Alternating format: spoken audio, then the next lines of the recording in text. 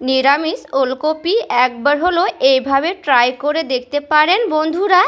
এর সুগন্ধে এক থালা ভাত নিমেষেই শেষ করে ফেলবেন। নমস্কার বন্ধুরা, অমৃতা কুকিং চ্যানেলে সবাইকে স্বাগত জানিয়ে আবারও হাজির হয়েছি। তো যে সকল বন্ধুরা ইউটিউব চ্যানেল থেকে দেখছেন তারা প্লিজ চ্যানেলটিকে সাবস্ক্রাইব করে পাশে থাকবেন, আর যারা ফেসবুক থেকে দেখছেন তারা পেজটাকে ফলো করে রাখবেন। তো স্কিপ না করে পুরো ভিডিওটি দেখার অনুরোধ রইল, আর লাইক দিয়ে ভিডিওটি দেখা শুরু করবেন। তো চলুন রেসিপিটি শেয়ার করা যাক।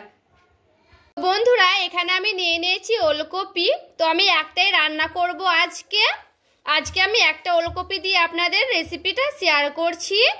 তো শীতে বন্ধুরা ফুলকপি বা বাঁধাকপি তো থাকেই, তার সঙ্গে কিন্তু এই যে ওলকপিও কিন্তু শীতের সময়তে পাওয়া যায়। অনেকে কিন্তু আমরা ওলকপি খেতে পছন্দ করি না। তো আজকে আমি যেভাবে রান্না করব সেইভাবে কিন্তু ওলকপিটা রান্না করলে যে কেউ কিন্তু খেতে ইচ্ছে করবে। তো চলুন রেসিপিটি শেয়ার করা যাক। তো এখানে আমি প্রথমে গাছটাকে কেটে নেব খুব ভালো মতো করে। তো আমি এভাবে খুব ভালো মতো করে কিন্তু গাছটাকে কেটে নিচ্ছি। তো ওলকপিটাকে কিন্তু আমি কেটে নিয়েছি খুব ভালো মতো করে। এবার আমি খুব ভালো মতো করে একটু করে পরিষ্কার করে নেব। তো আমি এভাবে খোসাটাকেও ছাড়িয়ে নিচ্ছি খুব ভালো মতো করে। এইভাবে কিন্তু একটু সময় ধরে কেটে নিতে হবে খোসাটাকে। দেখুন খুব ভালো মতো করে কিন্তু ছিলানো হচ্ছে। এইভাবে করে আমি একটু করে ছিলে নেব খোসাটাকে। একটু সময় লাগবে, আপনার চাইলে কিন্তু বটিতেও করে নিতে পারেন।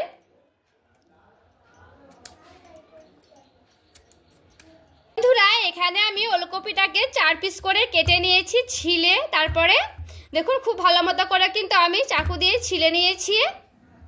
তো এখানে আমি নিয়ে নিয়েছি জল। আমি কিন্তু কাটার আগে খুব ভালো মতো করে ধুয়ে নেব। এবার আমি পিস করার আগে কিন্তু ধুয়ে নেব, তারপরে কিন্তু কেটে আর ধোবো না, তার জন্য কিন্তু একটু পরিষ্কার করে ধুয়ে নিচ্ছি। এবার আমি পরিষ্কার করে ধুয়ে নিয়ে চলে এলাম। তো বন্ধুরা এখানে আমি একটা গ্রেটার নিয়েছি, আর এখানে সে ওলকপিটাতে দিয়ে একটু গ্রেট করে নিচ্ছি খুব ভালো মতো করে। আর দেখুন এইভাবে কিন্তু আমি খুব ভালো মতো করে গ্রেট করে নিচ্ছি। আপনারা চাইলে কিন্তু খুব মিহি করে কেটে নিতেও পারেন। তবে এখানে কিন্তু গ্রেট করে নিচ্ছি খুব ভালো মতো করে। তো সবগুলোকে আমি গ্রেট করে নিচ্ছি, তারপরে আপনাদের সঙ্গে আবারও ফিরে আসছি। দেখুন বন্ধুরা আমি কিন্তু খুব ভালো মতো করে গ্রেট করে নিয়েছি। এবার আমি গ্রেটার থেকে একটু ভালো মতো করে পরিষ্কার করে নিচ্ছি। আর দেখুন বন্ধুরা কেমন হয়েছে গ্রেটার করে, এইরকম কিন্তু হয়ে থাকবে, তাহলে কিন্তু হয়ে যাবে। তো এটাকে আমি কিন্তু সরিয়ে রেখে দিচ্ছি। আর ওইদিকে আমি ওলকপিটাকে ঢেকে নিয়ে চলে এসেছি। এখানে একটা কড়াই বসিয়ে দিয়েছি। এবার আমি গ্যাসটাকে অন করে নেব। এখানে আমি নিয়েছি 4টের মতো শুকনো লঙ্কা। আমি দিয়ে দিচ্ছি দারচিনি, দিয়ে দেব একটা এলাচ, আর দেব এখানে জয়িত্রী। যেহেতু আমি একটাই রেসিপি করার জন্য ভাজা মশলাটা তৈরি করছি, তার জন্য আমি অল্প করে নিয়েছি। দিয়ে দেব 1 চামচের মতো জিরে, সাদা জিরে, দিয়ে দেব 1 চামচের মতো ধইনা। সবগুলোকে দিয়ে খুব ভালো মতো করে আমি একটু ফুটিয়ে নেব। একটু ভালো মতো করে ফুটিয়ে নিতে হবে। দেখুন একটু কিন্তু চনমনে ভাবে ফুটতে লেগেছে। এবার কিন্তু আমি এটাকে নামিয়ে নেব, তারপরে আবারও ফিরে আসছি। ওই কড়াইয়ে দিয়ে দিচ্ছি আমি তেল। এখানে আমি নিয়েছি কলাইয়ের বড়ি। তো বড়িগুলোকে এবার আমি তেলে দিয়ে দেব, দিয়ে হালকা করে এইভাবে ভেজে নেব। আর আমি হালকা করে ভেজে নিয়েছি। এবার আমি উঠিয়ে নেব। কড়াইয়ে দিয়ে দিচ্ছি তেল, ফোড়নে দেব একটার মতো শুকনো লঙ্কা। লঙ্কাটাকে আমি ভেঙে দিচ্ছি। দেব একটা তেজপাতা, চামচের মতো দিয়ে দিচ্ছি চিনি। চিনিটাকে দিয়ে একটু ভালো মতো করে আমি নাড়াচাড়া করে নেব যতক্ষণ না চিনিটা গলতে থাকছে। আমি দিয়ে দিচ্ছি সাদা জিরে অল্প একটু করে। এবার আমি খুব ভালো মতো করে নাড়াচাড়া করে নেব। দেখুন বন্ধুরা, এখানে আমি সেই ওলকপি গ্রেট করাটাকে এবার আমি দিয়ে দিচ্ছি। তো সবগুলোকে আমি এইভাবে দিয়ে দেব। অল্প করে লবণ, করে দিয়ে দিচ্ছি হলুদের গুঁড়া। ভালো মতো করে একটু নাড়াচাড়া করে নেব। ওলকপিটাকে আমি খুব ভালো মতো করে নাড়াচাড়া করে নেব। একটু ভালো মতো করে কিন্তু নাড়াচাড়া করে নিতে হবে। আর আমি ঢাকা দিয়ে দিচ্ছি কিছুক্ষণের মতো। এবার দেখুন বন্ধুরা, ঢাকনাটাকে আমি উঠিয়ে দেখব। আর দেখুন বন্ধুরা, ওলকপি থেকে কিন্তু জল ছেড়ে এসেছে। এই যে দেখুন, গ্যাসটাকে কমিয়ে দিয়ে কিন্তু হালকা করে এইভাবে ঢাকা দিয়ে দিয়ে রান্না করে নিতে হবে। আর দিয়ে কিন্তু গ্যাসটাকে দেখবেন যে কি ওলকপি থেকে জলটা বেরিয়ে এসেছে। মানে আমি সেই বড়ি ভাজাগুলোকে দিয়ে দেব। দিয়ে এবার খুব ভালো মতো করে নাড়াচাড়া করে নেব। আবারও আমি গ্যাসটাকে কমিয়ে দিয়ে একটু নাড়াচাড়া করে নেব।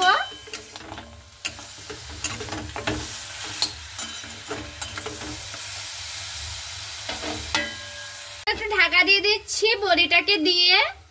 আর দেখুন বন্ধুরা, খুব ভালো মতো করে কিন্তু আমি ভাজা মশলাটাকে গুঁড়ো করে নিয়েছি। এবার আমি সেই বাটিতে ঢেলে নিচ্ছি।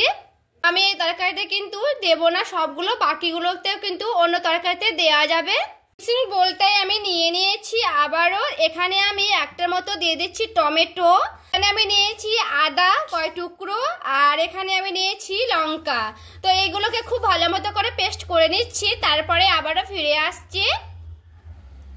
আর দেখুন বন্ধুরা, খুব ভালো মতো করে পেস্ট করে নিয়ে চলে এসেছি। এবার আমি এই বাটিতে ঢেলে নিচ্ছি। টমেটো দিয়েছি তার জন্য কিন্তু একটু বেশি লাগছে। আবার আমি ঢাকনাটাকে উঠিয়ে দেখব। আর দেখুন বন্ধুরা, খুব ভালো মতো করে কিন্তু আমার জলটা শুকিয়ে এসেছে। আর দেখুন বড়িগুলো কিন্তু অনেকটাই মানে সেদ্ধ হয়ে এসেছে। এটাকে আমি একটু সাইডে সরিয়ে রেখে দিচ্ছি। তারপরে আবারও ফিরে আসছি। আবার আমি কড়াইটাকে পরিষ্কার করে নিয়েছি। অল্প করে দেব আমি তেল।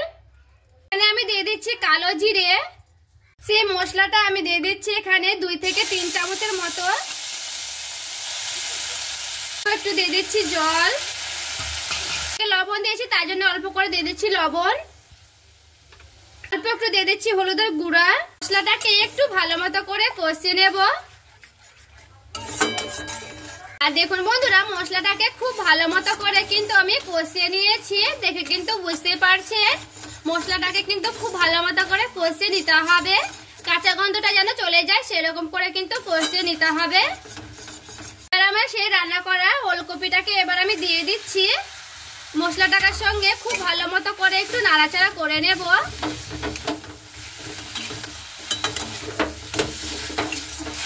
একটু সময় ধরে কিন্তু রান্না করলে খেতে কিন্তু খুবই ভালো লাগবে। একটু হাতে সময় রেখে এই ওলকপিটাকে রান্না করে নিতে হবে। তো একটু আমি ভালো মতো করে একটু নাড়াচাড়া করে নিচ্ছি। এবার আমার সেই ভাজা মশলাটা এখান থেকে 1 চামচের মতো দিয়ে দিচ্ছি। ভাজা মশলাটাকে দিয়ে একটু নাড়াচাড়া করে নেব। ভাজা মশলাটা দেওয়ার কারণে বন্ধুরা খুবই কিন্তু সেন্ট করবে ওলকপিটা। আর নিরামিষ রেসিপি এইভাবে একবার হলে ট্রাই করে দেখতে পারেন। থেকে আমার মনে হলো যে অল্প একটু চিনি লাগবে, তার জন্য অল্প একটু চিনি দিয়ে দিলাম ব্যালেন্স ঠিক রাখার জন্য। যেহেতু ওলকপি অনেকে কিন্তু খেতে পছন্দ করেন না বন্ধুরা, তারা কিন্তু এইভাবে রান্না করে দেখতে পারেন। তো আমি খুব ভালো মতো করে নাড়াচাড়া করে নিলাম চিনিটাকে দিয়ে।